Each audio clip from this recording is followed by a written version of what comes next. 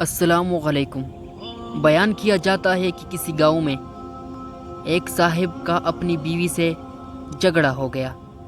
ابھی جھگڑا ختم نہیں ہوا تھا کہ اسی اثنا میں ان کے گھر مہمان آ گیا۔ خاوند نے اسے اپنی بیٹھک میں بٹھا دیا اور بیوی سے کہا کہ فلاں رشتہ مہمان آیا ہے، اس کے لیے کھانا بنا لو۔ وہ غصے میں تھی، کہنے لگی نہ تمہارے لیے کھانا ہے نہ تمہاری مہمان کے لیے۔ وہ بڑا پریشان ہوا کہ لڑائی تو ہماری اپنی ہے، اگر رشتہ دار کو اس بات کا پتہ چل گیا تو خواہ مخواہ خاندان میں بات ہوگی اور خواری الگ سے ہوگی۔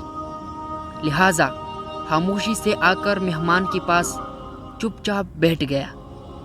اتنے میں اسے خیال آ گیا کہ چلو، بیوی اگر روٹی نہیں پکاتی تو سامنے والی ہماری ہمسائی بہت ہی اچھے لوگ ہیں، میں انہیں ایک مہمان کا کھانا پکانے کے لیے کہہ دیتا ہوں۔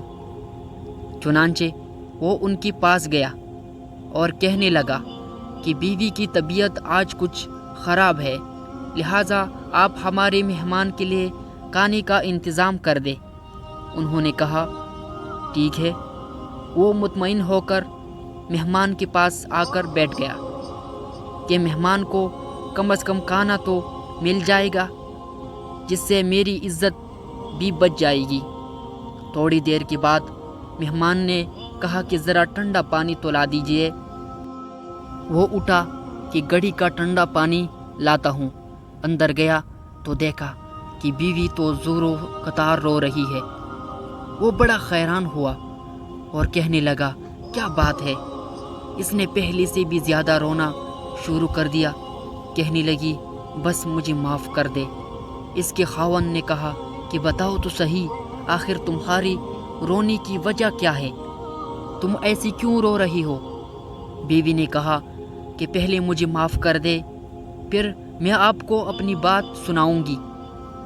خیر، اس نے کہہ دیا کہ جو لڑائی جھگڑا ہوا ہے میں نے وہ دل سے نکال دیا ہے اور تمہیں معاف کر دیا ہے۔ پھر وہ کہنے لگی کہ جب آپ نے آ کر مہمان کے بارے میں بتایا اور میں نے کہہ دیا کہ نہ تمہارے لیے کچھ پکے گا اور نہ ہی تمہاری مہمان کے لیے کچھ پکے گا تو آپ چلے گئے، مگر میں نے دل میں سوچا کہ لڑائی تو میری اور آپ کی ہے اور یہ مہمان رشتہ دار ہے، ہمیں اس کے سامنے اپنی جھگڑے کی پول نہیں کھولنی چاہیے۔ چنانچہ میں اٹھی کہ کھانا بناتی ہوں۔ جب میں باورچی خانے میں گئی تو میں نے دیکھا کہ جس بوری میں ہمارا آٹا پڑا ہوا تھا، ایک سفید لباس شخص اس بوری میں سے آٹا نکال رہا ہے۔ میں یہ منظر دیکھ کر سہم سی گئی۔ وہ مجھے کہنے لگی کہ اے خاتون، پریشان نہ ہو، یہ تمہارے مہمان کا حصہ تھا جو تمہارے آٹے میں شامل تھا۔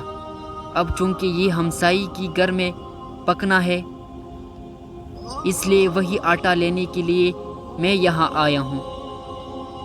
اس واقعے سے ثابت ہوتا ہے کہ مہمان بعد میں آتا ہے، جبکہ اللہ تعالیٰ اس کی رزق پہلے بیچتا ہے۔